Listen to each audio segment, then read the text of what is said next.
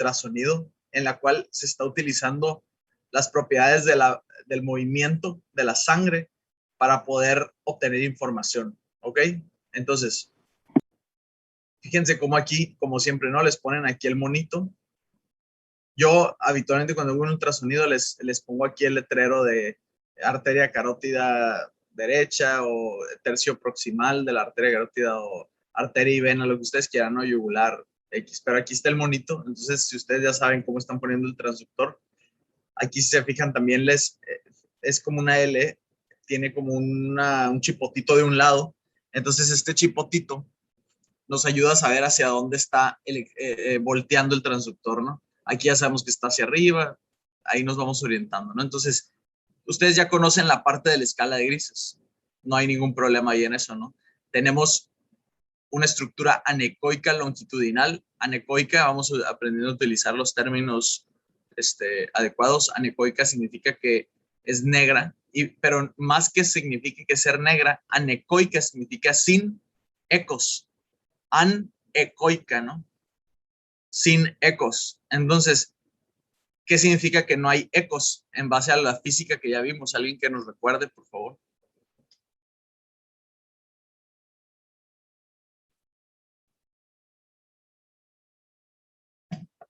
¿Alguien? Pues si no hay eco, no hay imagen, ¿no? Exacto, ajá, porque nada se reflejó en la estructura y no regresó nada del sonido al transductor. Entonces, ya no se les va a olvidar porque cuando vemos algo negro, entre comillas, lo digo porque, ay, mira, brilla, se ve negro, pues no usen esos términos, ya entienden ustedes por qué es anecoico, ¿ok? Ustedes se acuerdan de la física que vimos las clases pasadas y cómo el sonido iba avanzando, choca con alguna estructura. En este caso, por ejemplo, fíjense cómo la pared tiene una composición diferente al músculo, la pared del vaso, ¿ok? Tiene músculo, tiene tejido fibroso, lo que ustedes quieran, ¿no? Conectivo. Entonces choca aquí y se regresa, ¿no? Y aquí no hay nada con que chocar, o la estructura que está adentro transmite muy bien el sonido, casi todo lo deja pasar antes de que otra vez vuelva a chocar con grasa y lo que ustedes quieran, ¿no? Entonces, por eso lo negro es anecoico. Ya no se les va a olvidar si en el examen les pongo esa pregunta y ustedes no nada más saben que anecoico es que significa que se ve negro en el ultrasonido, ustedes entienden el por qué, ¿no? Que es lo más importante, porque si lo entienden, ya no se les va a olvidar, va a ser más difícil que les pueda yo voltear la pregunta de alguna manera que no me la puedan contestar, ¿no? Porque ustedes saben qué significa. Entonces, una estructura longitudinal anecoica en su interior. Y si se fijan, le ponemos una barrita aquí. Esta barrita nos codifica en colores, ¿no? Obviamente los colores la computadora los pone artificialmente y pues por convención nosotros, o sea, se le programó al ultrasonido para que las arterias nos las ponga rojas y las venas nos las ponga azules, que es como normalmente las vemos en los diagramas anatómicos como del Néter y así, ¿no? ¿Qué libro de anatomía están llevando ahorita ustedes? ¿Qué libro llevaron? El Gray en primero y en segundo el Moore. Ah, súper bien, ¿no? El Gray, y ¿a poco sí se aventaron? O sea, el Gray, según yo, es un librote, ¿no? Un libro tototote. La neta es muy, muy bueno, pero, híjole, sí está bien largo. Pero bueno, la verdad que bueno, ¿no? Es muy buenos libros. Entonces, generalmente las arterias se codifican con esos colores, porque también en vivo, pues la sangre oxigenada generalmente es roja, rojo intenso, todo el mundo se ha cortado y ha visto cómo es. Y la sangre desoxigenada es azul, ¿no? Entonces, fíjense cómo ustedes tienen una barrita del lado izquierdo.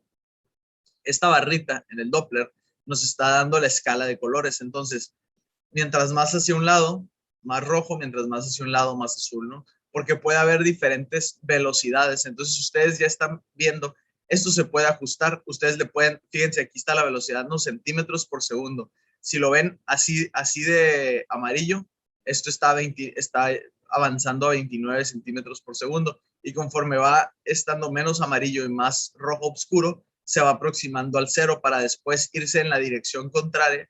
Y mientras más azul clarito, que nada, aquí está azul clarito, pues sería más rápido, ¿no? Aquí pues el flujo de la vena habitualmente es mucho más lento que el de las arterias.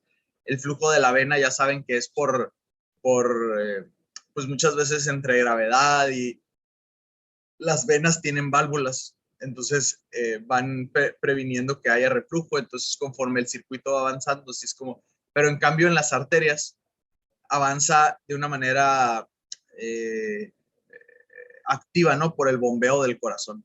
Entonces, fíjense cómo aquí nos codifican esto y nosotros podemos modificar la escala y decirle, ¿sabes qué?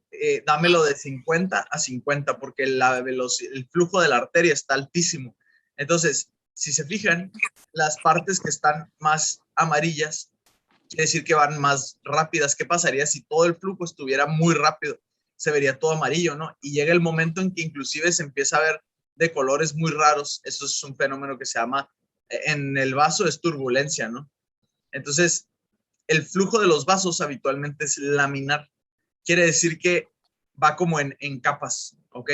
Entonces, la fricción, acuérdense que la única forma, por eso, si han visto los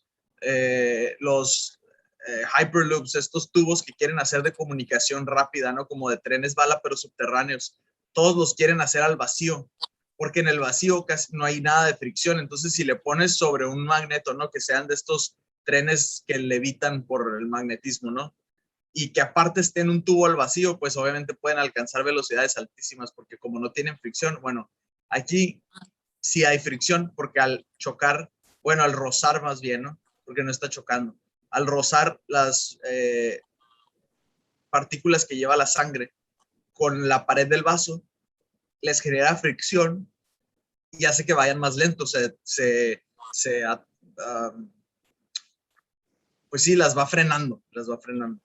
Entonces, conforme se va acercando al centro, va estando más alejado de la fricción que tenían porque esta capa tiene fricción con la pared, entonces es mucha fricción, pero la capa que está a un lado tiene fricción con la capa de sangre que va pegada a la pared, y la capita que va a un lado va un poquito menos de fricción, va por lo tanto va un poquito más rápido, porque está más separado y va chocando solo con la capa aquí hasta que la capa del mero centro, pues obviamente va mucho más rápido. El flujo que llevamos justo en el centro es más rápido precisamente por eso, ¿no?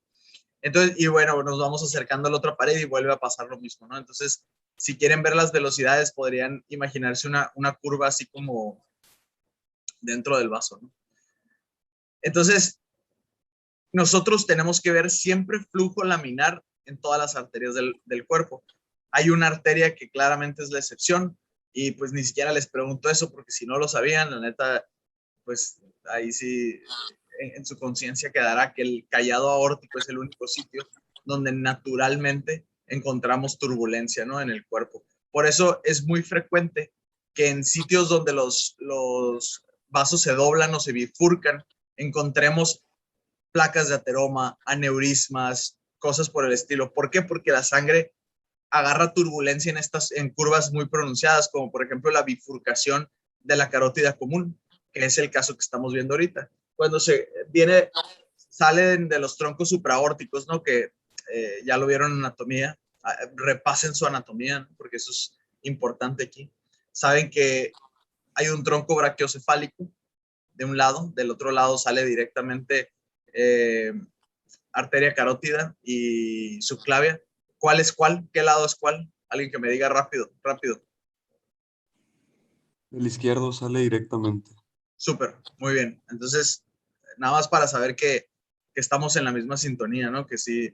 Entonces, los troncos supraórticos ya saben cómo salen. Entonces salen, pues, no está tan angulada el tronco brachiocefálico o los callados de la carótida y de la subclavia del lado izquierdo, pero después cuando se bifurca la carótida común en carótida interna y carótida externa, pues literal hay un pedacito en el centro donde la sangre está chocando, ¿no? Entonces, al estar chocando es un sitio frecuente donde se genera lesión endotelial y pues se van produciendo placas de ateroma en este sitio cuando tenemos presiones elevadas por mucho tiempo. Siempre que ustedes vean pacientes con placas de ateroma, seguramente tienen hipertensión arterial sistémica, ¿no? Es casi seguro. Es muy poco probable que un paciente sin hipertensión tenga placas de ateroma en su sistema, ¿no? Van a tener placas de ateroma en el callado aórtico, en el ostium, que el ostium es la palabra médica para decir el nacimiento de las arterias, o sea, justo en el nacimiento del tronco brachiocefálico o de la carótida de la subclave izquierda. Chéquense, la carótida interna tiene muchos segmentos, tiene 7 segmentos. Entonces, normalmente se va dividiendo en base al sitio por donde va pasando. Hay un sitio, por ejemplo, petroso, que es toda la porción de la carótida interna que pasa por el hueso petroso, ¿no? Hay un sitio, hay un segmento, perdón, que se llama segmento cavernoso, que es el segmento que pasa dentro de los senos cavernosos. Y de hecho este es un segmento totalmente tortuoso, ¿no? Naturalmente, o sea, hace como una especie de S. Entonces, inclusive antes de que se formen placas de ateroma en la bifurcación de las arterias carótidas, ya las van a poder ver en los segmentos cavernosos de las arterias carótidas, ¿no? Porque pues, es un sitio donde hace muchas vueltas, se vuelve un poco turbulento el flujo de manera natural y pues obviamente hay más probabilidad de daño endotelial cuando el paciente tiene hipertensión arterial sistémica. Entonces, esa es la importancia de saber que el flujo debe ser laminar. Ahora, ustedes me dirán, bueno, pero ¿y en el trayecto como tal de los vasos? Bueno, en el trayecto también se forman placas. El chiste es que estas son las placas que habitualmente más nos van a preocupar, porque cuando están en el trayecto empiezan a disminuir la luz del vaso, ¿no? Entonces, si nosotros le ponemos un Doppler a una arteria, vamos a poder ver mejor. Fíjense qué bien delimitamos aquí, no nada más el grosor de la pared, sino que podemos poner aquí una caja y ver la velocidad que llevan las arterias, ver que tenga turbulencia y que nos delimite la placa. Entonces, normalmente las placas de ateroma, al disminuirnos el vaso, pues dependiendo de qué tanto nos estén disminuyendo, es si se le va a dar tratamiento o no. Ya se han hecho estudios muy grandes, el más grande, y en el que nos basamos todos, se llama NACET, que es un acrónimo de North American Carotid Endarterectomy Trial, ¿no? Es como lo que significa NACET. Entonces, ellos lo que están viendo es cómo indicar una endarterectomía, ¿no? Que percutánea es lo que hacen los neuroradiólogos intervencionistas, básicamente. Entonces ellos entran con un catéter a nivel femoral, suben o lo pueden hacer inclusive hasta radial a veces, ¿no? Navegan por la circulación hasta llegar a la carótida, pues con una especie de red, de malla, van quitando la placa, ¿no? Van raspando lo que sea necesario, o simplemente si ya estaba muy grande y no la pueden quitar, ponen un stent, ¿no? Para que abra el vaso y que no se siga disminuyendo. Entonces, ¿cómo nosotros sabemos que ese vaso está disminuido de calibre? Pues no, tomamos la velocidad. ¿Por qué? Porque si se fijan, no es lo mismo que nosotros hagamos un corte del vaso de esta manera con el axial verdadero del vaso a que lo hagamos inclinado. Si lo hacemos inclinado, así como ya vimos con la proyección de la luz, pues se pueden imaginar que el círculo no va a ser totalmente redondo y se va a ver más grande o más pequeño. Podemos falsear el grado de estenosis de la arteria. Entonces no es muy reproducible que nosotros estemos midiendo el área, porque algunos ultrasonidos les pusieron pues la capacidad de medir el área, ¿no? Pero pues esto no es válido. Si ustedes algún día ven eso, díganles, este ultrasonido no me sirve, yo necesito que me tomes las velocidades, ¿ok? Entonces ya se sabe que en base la velocidad, imagínense como cuando ustedes están regando el jardín, ¿no? Me imagino, espero que todo el mundo alguna vez lo haya regado así sin la pistolita, ¿no? Entonces, si ustedes ponen el dedo en una manguera, sale más rápido el agua, ¿no? Que es justo lo mismo que pasa en las arterias. Entonces, cuando ustedes tienen una placa, es como si le pusieran el dedo a la manguera, sale más rápido. Pero ustedes le tienen que disminuir cierta cantidad de la luz a la manguera para que empiece a salir más rápido. Y esto ya se sabe porque, pues, dependiendo de la viscosidad del fluido que esté dentro del tubo, pues es la disminución que se tiene. Y ya se han hecho estudios y ya se sabe que aproximadamente una disminución si es 60% en pacientes sintomáticos, más de 70% en asintomáticos. Si tienen ese grado de estenosis, van para adentro para endarterectomía, ¿no? Si es menor a eso, habitualmente, pues no es que les vaya a causar algún problema la estenosis, a menos de que la placa esté irregular, que tenga algunos otros datos. Ahorita eso lo vamos a ver cuando veamos infarto y todo eso. Les estoy dando un preámbulo para que ahorita que veamos la física le agarren más sabor y que entiendan el por qué es importante todo lo que estamos viendo, ¿no?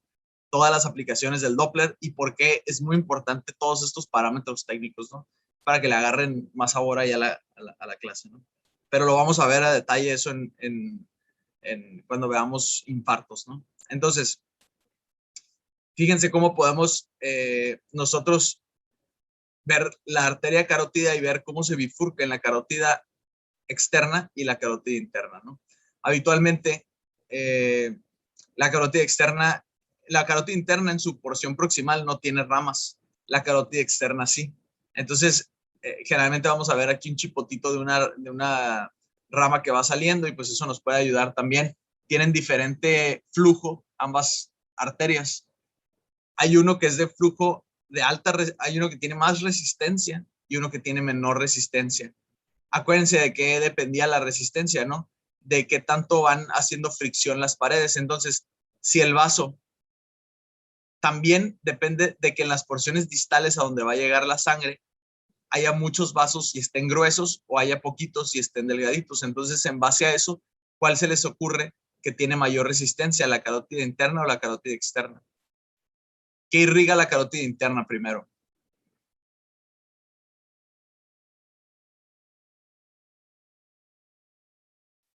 Karime Casillas. Se encuentra aquí Karime Casillas. No se encuentra aquí Karime Casillas. Bueno. Pues irriga cerebro y cara. ¿Sería qué, perdón? Irriga cerebro, se junta con la del lado opuesto para formar el polígono de Willis. Ajá, muy bien. Y irriga también algunas estructuras de como la tiroides, creo, pero principalmente... No. Ibas bien hasta el cerebro. La carótida interna se encarga de todo lo intracraneal. La carótida externa, como su nombre lo dice, de todo lo extracraneal, ¿ok? La tiroidea que tú dices, todo eso está dado por la carótida externa, ¿ok? Pero, o sea, la carótida interna, toda la parte es la que va a terminar formando junto con las vertebrales y la basilar el polígono de Willis, ¿no? Entonces, si ya ahorita ya repasamos que la carótida interna es la que irriga el cerebro y la carótida externa irriga las estructuras exteriores, incluyendo los músculos de la cara, incluyendo tiroides y todo esto, ¿cuál se les ocurre que es de mayor resistencia y cuál tiene menor resistencia?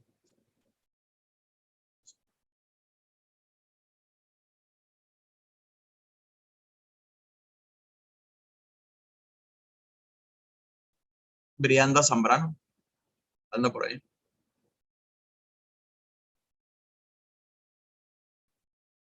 Okay. Estefanía Jerónimo.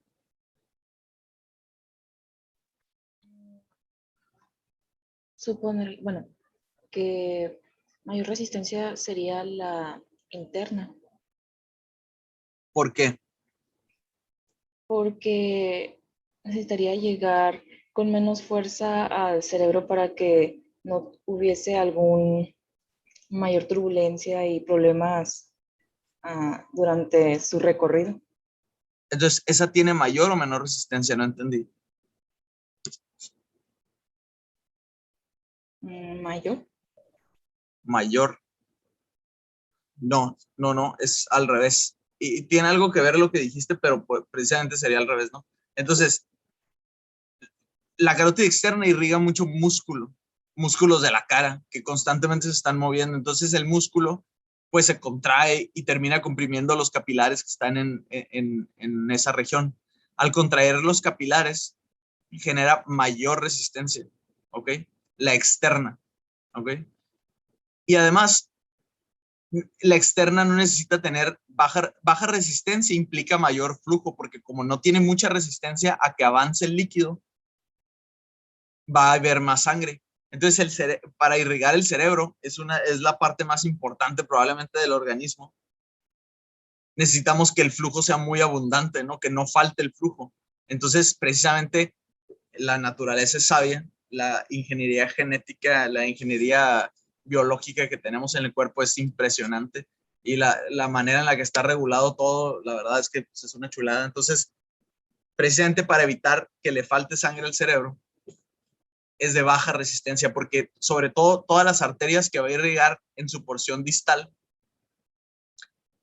son gruesas, incluyendo el polígono de Willis. O sea, todavía le falta mucho para llegar a capilares, como sería el caso de la carótida externa, que después de las bifurcaciones llega directamente a músculos, glándulas, lo que ustedes quieran acá. Todavía va a llegar al polígono de Willis, se va a reorganizar y se va a salir todavía arterias grandes como las cerebrales anteriores, medias y posteriores, ¿no? Entonces, al ser este el caso, necesitamos que sea de baja resistencia para que siempre tenga mucho flujo, porque el cerebro no se puede quedar sin flujo. Eso me dirán, ay, ¿por qué? ¿Qué cosas tan aburridas nos está diciendo, profe? No, no, no. Le van a entender ahorita que veamos toda la parte de la física, ¿no? Precisamente, ustedes van a evaluar aquí la velocidad y el flujo y la resistencia y van a decir, mira, la carótida externa tiene un índice, un flujo de alta resistencia, es normal. Baja resistencia a la carótida interna es normal. Y no vean un ultrasonido y digan, ay, ¿por qué salió de alta resistencia a la carótida externa? Debe tener algo malo, ¿no? Es normal, ¿ok? Entonces, tómenle foto a esta fórmula, se la van a aprender de memoria. Esta es la fórmula más importante para poder entender el Doppler. Obviamente no, digo, es importante, es nada más para que, vean la fórmula, pero realmente lo que me interesa es que entiendan el Doppler, ¿no? No me interesa que sepan fórmulas ni nada por el estilo. Pero bueno, lo importante del Doppler es que hay un cambio en la cantidad de hertz que nosotros estamos detectando, ¿no? Entonces, todo el mundo ya se acuerda de qué son los hertz, ya se acuerdan que de nuestra famosa onda, ¿no? Recuerdan que mientras más ciclos completos por segundo tuviera nuestra onda, pues eran mayor los hertz, ¿no? Que es un ciclo por segundo. Entonces, si son 800 hertz, ya se imaginarán cuántos ciclos por segundo tiene este sonido, ¿no? Pues 800, ¿no? No hay mayor complicación. Entonces, por eso, espero hasta ahorita todo el mundo recuerda bien el comportamiento de las ondas de sonido, ¿no? Y cómo se manejaban.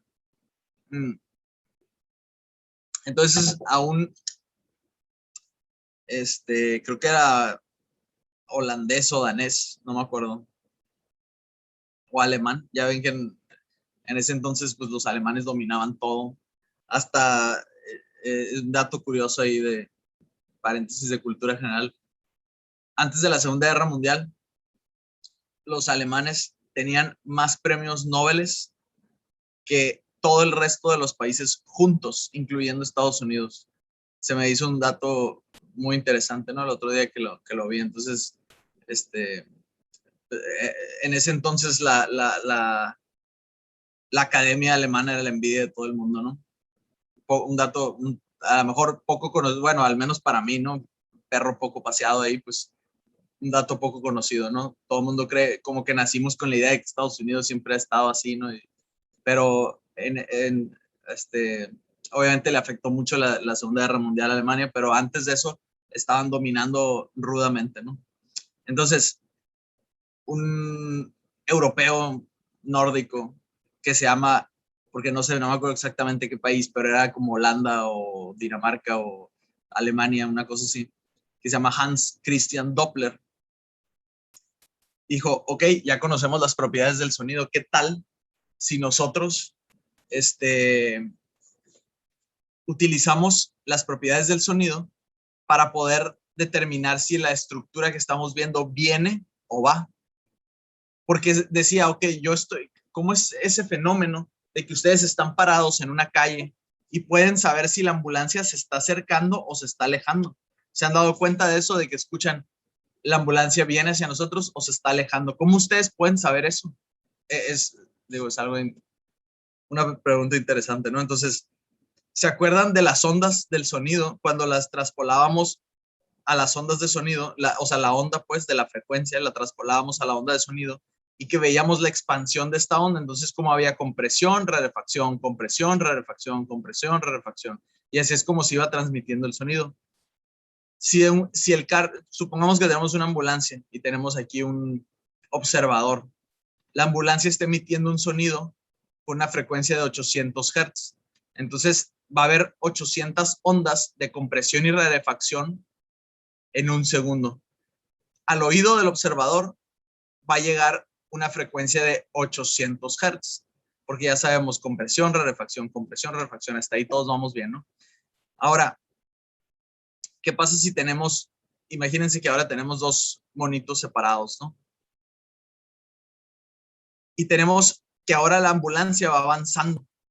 Entonces, ¿qué es lo interesante de eso? Acuérdense que hay compresión y rarefacción, y recuerden que conforme un objeto avanza, pues obviamente se van comprimiendo, no nada más es la compresión que se produjo por el sonido, sino también por la velocidad que lleva el objeto. Como por ejemplo, ¿se acuerdan el avión que les mostré rompiendo la velocidad del sonido, que ya era tan rápida su velocidad que el sonido no se, que el aire no se alcanzaba a quitar de la porción anterior y se comprimía demasiado, ¿no? Entonces se comprime más que la parte que va en la porción posterior.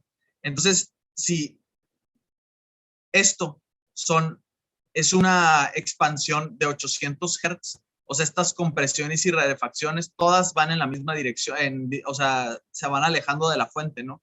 Y el monito los va detectando como 800 Hz. Pero si fuera avanzando la porción que va anterior a la ambulancia, pues obviamente va a mostrar mayor número de, o sea, aparecería como de mayor hertz, porque se fijan, hay más compresión y rarefacción que en la porción posterior. Obviamente aquí se está exagerando mucho, porque pues precisamente queremos hacer el punto de que, o sea, que se entienda, ¿no? Entonces fíjense cómo aquí la porción que está anterior lleva más ondas en un espacio que la porción posterior. Entonces este monito, cuando viene la ambulancia, lo detecta no como 800, sino como 820 Hz, y cuando se está yendo, como se separan más las ondas de compresión y rarefacción, lo detecta como de 780 Hz, ¿no? Entonces, ese es el efecto Doppler, y es precisamente por el movimiento de esa estructura. Creo que si no lo entienden, me dicen, ¿no? Entonces, conforme algo se va alejando de nosotros, pues obviamente vamos a detectar una frecuencia menor.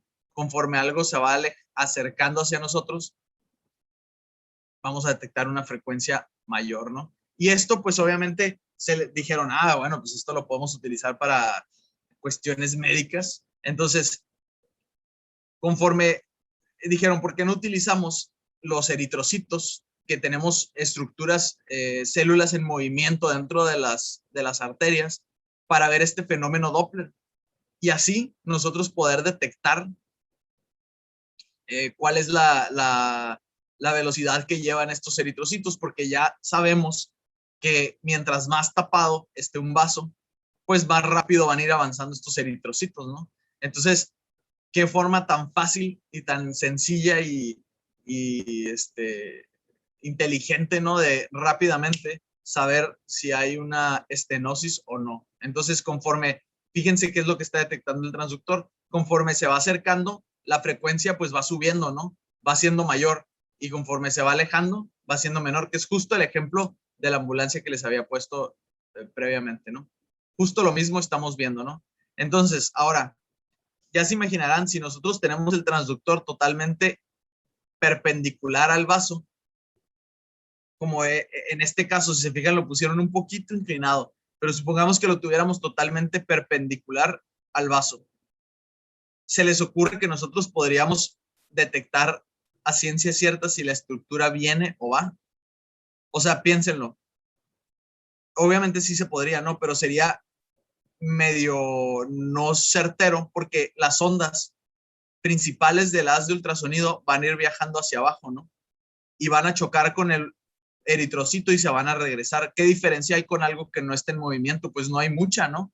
Entonces, lo que nosotros tenemos que hacer es inclinar el transductor, porque mientras más paralelo al vaso tengamos el transductor, obviamente aquí la onda que viene ahora sí se va a reflejar no nada más con el eritrocito, sino con el cambio del movimiento, ¿no? Entonces, siempre tenemos que tener un ángulo. Este ángulo del Doppler es muy importante y no puede ser, o sea, no podemos irnos la verdad es que no me acuerdo mis clases me falló la primaria y mucho, pero el ángulo agudo, según yo, es el que está más cerrado, el ángulo obtuso es el que está más abierto. Entonces, no podemos tener ángulos muy obtusos, no puede pasar de 60 grados, ¿ok? Como por ejemplo 45 grados sería como algo recto, como una escuadra, ¿no? Una escuadra está a 45 grados. Podemos abrirlo todavía un poquito más, pero no puede pasar de 60 grados. En cuanto a las arterias carótidas, cada arteria se ha visto que tiene ahí a lo mejor alguna diferencia, ¿no? Lo ideal sería un ángulo de cero. O sea, si nosotros pudiéramos poner el transductor de este lado del vaso y ver los eritrocitos que van llegando y que se van yendo, pues sería lo más fidedigno, pero pues obviamente eso no puede ser por obvias razones, ¿no? A ver, alguien levantó la mano. Sí, adelante, Mariel. A ver. No, se picó solo, doctor. Ya me había emocionado, pensé que alguien tenía una pregunta. Bueno, el caso es que ese ángulo nos permite ahora sí ver, porque este eritrocito lleva una velocidad, entonces no nada más se va a regresar al chocar, sino también la velocidad del eritrocito lo va a impulsar todavía más, ¿no? Entonces, todo este cambio del Doppler, como la ambulancia que venía y la ambulancia que se iba, es lo que nosotros lo van a ver así en el ultrasonido, nos van a poner una barrita, una línea con una caja en el centro que representa la muestra que nosotros estamos evaluando y el ángulo respecto al vaso. Entonces, si nosotros estamos viendo que el vaso está así, pues hay que inclinar el transductor para que se incline esta línea, y ahí es donde viene la complejidad de hacer un Doppler. No nada más es poner el transductor sobre la arteria. Hay pacientes que tienen el vaso totalmente paralelo a la piel y pues es muy difícil estar ahí encontrando el ángulo, ¿no? Entonces, fíjense esta representación de la onda que nos va a poner, ¿no? Obviamente, mientras más vayamos dejando perpendicular, que aquí les dice, ¿no? Es un ángulo malo, ¿no? El transductor respecto al flujo sanguíneo, pues obviamente nos va a parecer como que lleva menor velocidad por obvias razones, ¿no? Porque básicamente para el ultrasonido va a parecer que está estático el eritrocito porque va a mandar el sonido y se va a regresar.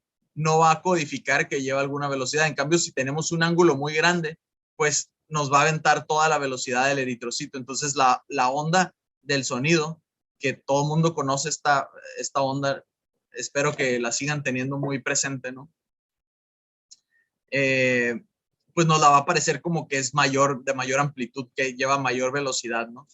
Entonces, alguien dijo, oye, pues esto lo podemos utilizar. Entonces ya sabemos que a tal ángulo tenemos que hacer tal corrección de velocidad. Entonces nosotros lo hacemos con un botón del ultrasonido y la computadora del ultrasonido automáticamente lo ajusta para darnos una velocidad exacta, ¿no?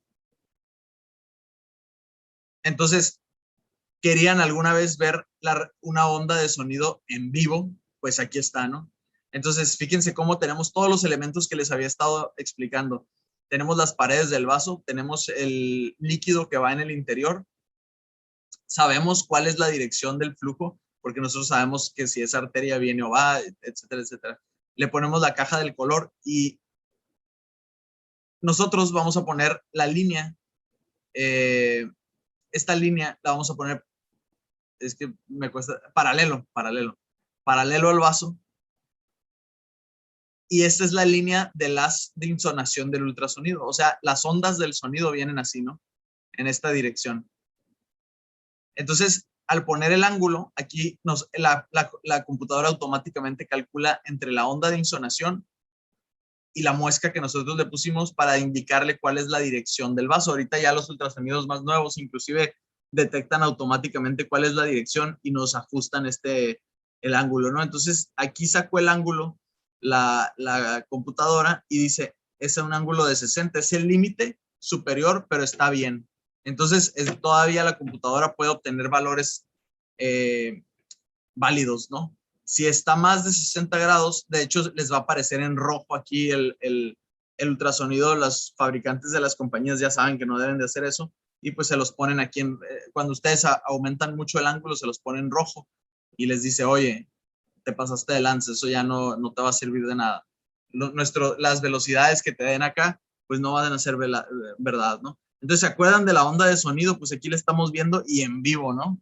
En un paciente real, ¿no? Estamos viendo la frecuencia, la velocidad, todo, ¿no? Todo lo que habíamos visto de la onda, aquí la estamos codificando tal cual, es la onda que produce el sonido del vaso, ¿no? Sobre todo que aquí estamos viendo si se acerca, si se aleja. Aparte, ustedes ya les había mostrado esta onda como alinsonación. Montserrat Partida tiene una pregunta. Sí, doctor. En caso de que haya algún error con el ángulo y pues nos lo informe la computadora, ¿lo ideal es volver a tomar el ultrasonido o se puede ajustar la velocidad como había mencionado? Sí, se puede. De hecho, esto es dinámico, o sea, ustedes lo están haciendo en tiempo real, lo van viendo. Entonces, el ángulo en ese momento dicen, ah, caray, ya me pasé de 60. Así tienen el transductor en la mano y dicen, a ver, me voy a poner más bien como de este lado y voy a ver, ah, mira, ahí ya me dio el ángulo. Entonces, esa imagen ahora sí ya la grabo, ¿ok? Es cuando, al momento de estar haciendo el ultrasonido, es cuando el radiólogo está moviendo esos parámetros. Entonces, uno tiene que estar ahí batallándole con el cuello del paciente. Y digo batallando porque en muchos casos, créanme, y luego generalmente estos pacientes pues son pacientes ya mayores, que luego ni siquiera se pueden mover, ¿no? Y están así como el cuello todo tieso y chiquito y digo, a veces llega a ser muy complicado, ¿no? Pero sí, es al momento, o sea, no es que digas, ay, pues lo tomé y no quedó el ángulo. No, no, pues no lo tomes, o sea, lo estás viendo en tiempo real, ¿no? No sé si contesté esa pregunta. Y Fernanda, perdón, tiene la mano levantada también.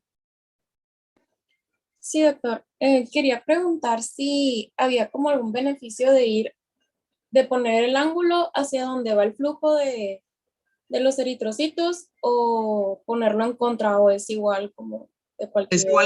Es igual porque, sí, o sea, sí entiendo tu pregunta, pero digo, muy buena pregunta. O sea, tú dices, si esta línea la volteo totalmente al revés, ¿no?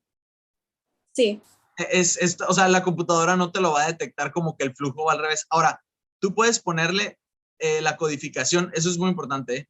Si tú esta cajita, tú la pusiste para arteria. Si tú esta cajita, ves esta dirección, esto, como les había puesto acá, ustedes lo pueden mover. Fíjense cómo acá la caja va en otra dirección. Eso es lo que nos va a dar la dirección. Eso sí hace que cambie la dirección. Pero el ángulo, una vez que nosotros ya le pusimos la dirección a la computadora, o sea, el ángulo lo va a sacar con la dirección. Si ustedes voltearan totalmente esto, la computadora ya sabe que esta es la dirección que lleva el vaso. Entonces, otra vez les va a marcar como que es un ángulo de 60. No, no, eso no le hace diferencia. Lo que sí le hace diferencia es que ustedes le digan es vena o es arteria. Eso ustedes se lo ponen en base a la dirección que ustedes le pongan del vaso, ¿no? Pero no, da igual. Esto con que ustedes lo pongan paralelo totalmente al vaso, sobre todo se basan en las paredes, ¿no? Fíjense cómo está. Esto tiene que estar totalmente, si ustedes ven un Doppler y ven que esta muesquita está un poquito movida, que por ejemplo esta línea en vez de estar así, estuviera a lo mejor así, ustedes ya podrían decir, ese Doppler no es válido, esas velocidades no son reales, no hicieron bien ese ultrasonido Doppler, ¿ok? Y ya entienden por qué, ¿ok? Ya lo entienden en base a la física del movimiento de los eritrocitos, ¿no? Entonces, fíjense cómo aquí ya inclusive la máquina nos está dando la posibilidad de saber la velocidad que lleva el flujo de esta arteria, ¿no? Entonces, pues es una chulada. Fíjense cómo podemos valorar tanto la carótida interna como la carótida externa, el bulbo, y nosotros, ¿qué es podemos ver si es de alta o baja resistencia? Por ejemplo, este tiene un poquito mayor resistencia que este, quiere decir que hay mayor diferencia entre la sístole y la diástole, ¿no? La sístole está representada por el pico, o sea, el corazón empieza a bombear sangre, empieza a pasar por las arterias, cada vez hay más sangre, se acaba el ciclo cardíaco y empieza a salir por las venas y cada vez hay menos sangre en el sistema. Otra vez bombea el corazón sangre, cada vez hay más sangre, cada vez hay menos, ¿no? Entonces, si hay mucha diferencia entre el pico sistólico y el diastólico, eso quiere decir que hay alta resistencia, ¿no? Se tuvo que hacer más esfuerzo para que llegara y al final, pues, como hay mucha resistencia, cuando no está bombeando nada el corazón, pues obviamente se va a ver muy bajito aquí el flujo, ¿no? Porque no hay casi flujo residual, por así decirlo, ¿no? Entonces, pues fíjense qué bonito lo que habíamos estado viendo sobre el ultrasonido, pues ahí lo estamos viendo codificado, ¿no? Entonces, una recapitulación de todo esto que estamos viendo. Tenemos que tener un buen ángulo de insonación para que sea real lo que nosotros estamos viendo que se nos refleje, ¿no? Conforme mayor velocidad lleve, pues obviamente nos va a modificar la onda y el espectro, pero también la dirección a la cual esté yendo. Por eso nosotros podemos saber si es vena o es arteria. Digo, eso nosotros lo codificamos en base a decirle a la computadora, esta pónmela como que se va alejando, esta pónmela como que se va acercando. Entonces, en tiempo real, esto es lo que ustedes están viendo, ¿no? Están viendo, por ejemplo, la arteria, la pulsatilidad, están viendo cómo se distiende y se aleja. Entonces, la computadora codifica, no es que la computadora sabe qué es vena y qué es arteria. Ella está diciendo, si se va alejando, la voy a poner azul y al mono que esté haciendo el ultrasonido le va a parecer como que es vena. Si viene hacia el transductor, le va a parecer como que es arteria. Entonces, si el objeto, en este caso el eritrocito, se está está estacionario, por ejemplo, fíjense cómo se mandan las ondas, se regresan las ondas, que es lo que nosotros sabemos, ¿no? Compresión, rarefacción, vienen las ondas, chocan y se regresan al transductor. Si se está moviendo hacia el transductor, o sea que este eritrocito viniera hacia el transductor, van a venir las ondas y cada vez van a hacer más compresión y rarefacción por el efecto Doppler. Ya habíamos visto que cuando el objeto se acerca, pues va comprimiendo más las estructuras adyacentes anteriores. Esto, si se va alejando, pues cada vez va aumentando, disminuyendo la compresión rarefacción y pues se nos va a aparecer como una frecuencia menor y eso la máquina lo codifica como que se está alejando, ¿no? Entonces, fíjense cómo lo estamos haciendo en tiempo real. Por eso le comentaba a su compañera, en ese momento tú sabes si la imagen es buena o no. O sea, si tomaste una imagen mala, pues te hiciste tonto, ¿no? ¿Por qué tomaste esa imagen? Tú estás viéndolo y evaluando, ¿no? Tú estás viendo el ultrasonido y estás en tu mente haciéndole, a ver, no le veo placas, se ve bien el flujo. Ok, creo que esta foto demuestra muy bien lo que estoy viendo aquí. La voy a tomar. A ver, le voy a poner la muesca del Doppler, le voy a poner el ángulo. ¿Sabes qué? No estoy logrando que me dé un ángulo de 60 grados. A ver, me voy a ir a otro sitio, la voy a modificar un poquito. Ahí sí ya me está dando. Entonces, esa imagen sí la grabo, ¿ok? Y así es como, y pues obviamente el Doppler tiene muchas aplicaciones, ¿no? Desde cardíaco, obviamente podemos, los cardios que hacen el ecocardiograma, pues llegan a hacer mediciones de flujo y todo esto, ¿no? Entonces, alguien que me diga qué estamos viendo en esta imagen. En la imagen de la derecha.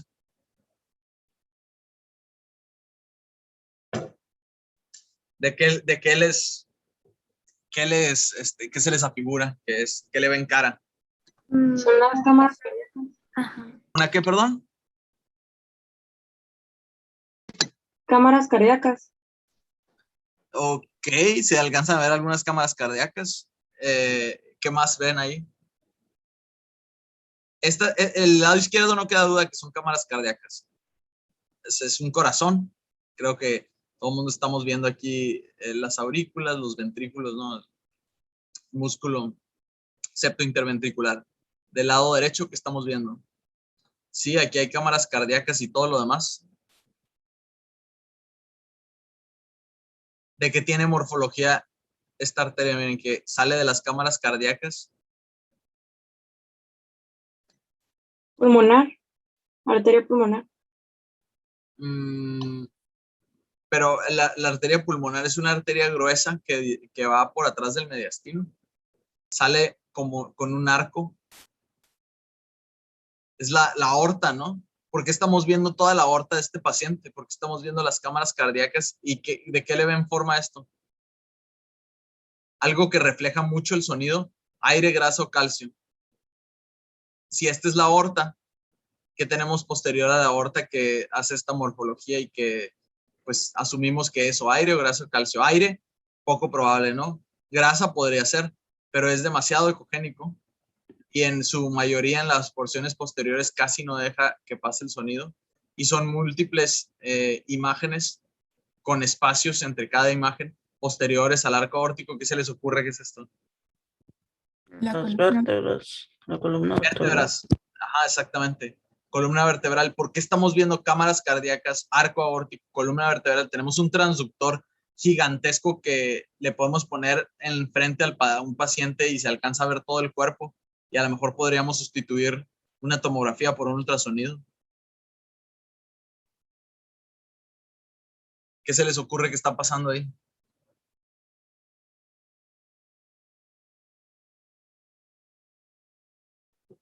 Nadie. No es porque se lo pusieron el transductor como a un costado.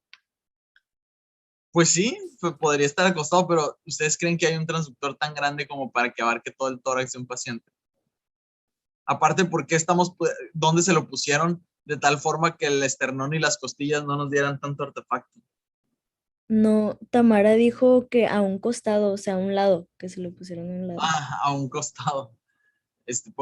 Pero, ¿y por un costado no hay costillas o qué? Pues obviamente es un ultrasonido fetal, ¿ok? Es un bebito en el vientre de la mamá. Fíjense cómo aquí tenemos la cavidad amniótica, que pues obviamente es un bebito ya más avanzado en el embarazo, más a término. Tenemos aquí placenta, tenemos piel y lo que ustedes quieran. Entonces es muy útil para detectar también anomalías fetales, ¿ok? Entonces, pues bueno, no se les olvide la onda, para que estén todos en onda. Muy mal chiste, pero bueno. Eso sería todo de la clase de ultrasonido, justo para terminar a las 8 de la mañana y que los que se tengan que ir se vayan. Ahí estoy con mis compañeros del Instituto de Neuro. Todos ellos son neuroradiólogos, ¿no? Ella es de Perú, pero todos los demás son mexicanos. Ellos son gemelos idénticos, están bien chistosos porque, pues, ella es de Monterrey y él es de Ensenada, de hecho. No, perdón, de Tecate. Entonces, ¿alguna pregunta o comentario?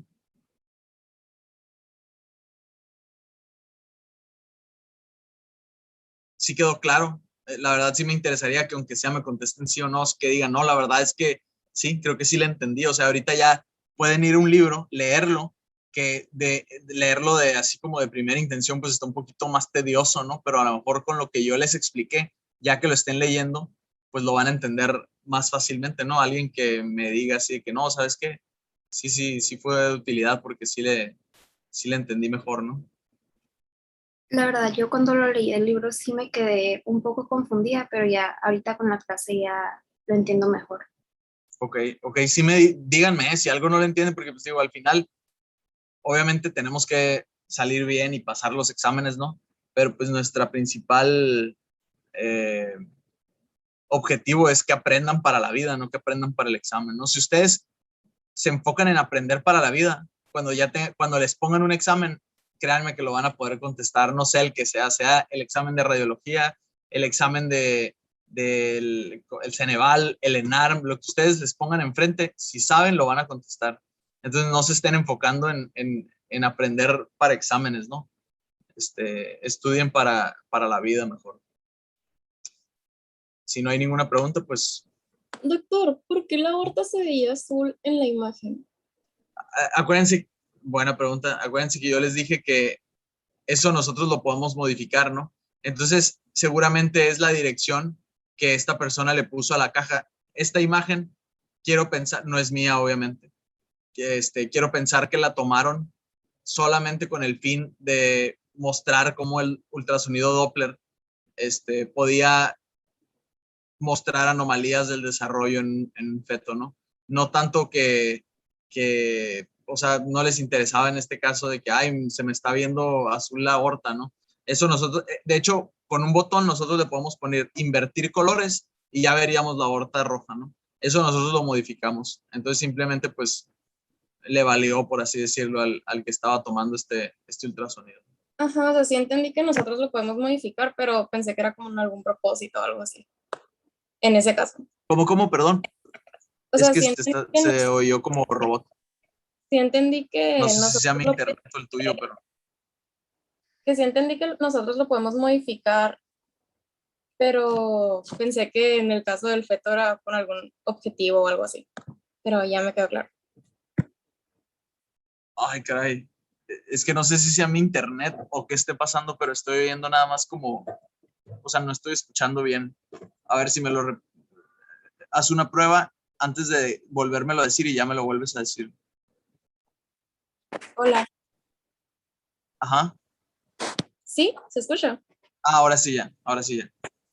Ah, no, o sea que sí me había quedado claro de que nosotros podíamos modificar en base al ángulo los colores, pero pensé que como era el caso de un feto, que era Ya. algún objetivo, pero ya me quedó claro. De todos modos, a los fetos les circula la sangre casi en todos sí, lados, igual que en un adulto, ¿no? Casi en todos lados, porque no en todos lados, ¿no? Acuérdense que tenemos las arterias umbilicales y todo, entonces casi en todos lados circulan igual que en un adulto, ¿no?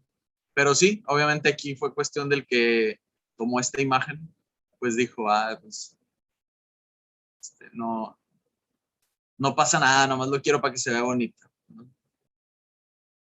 Ok, La onda, gracias. sí, esta onda, acuérdense que les explica todo lo que ustedes quieran saber acerca del ultrasonido, ¿no? ¿Alguna otra pregunta?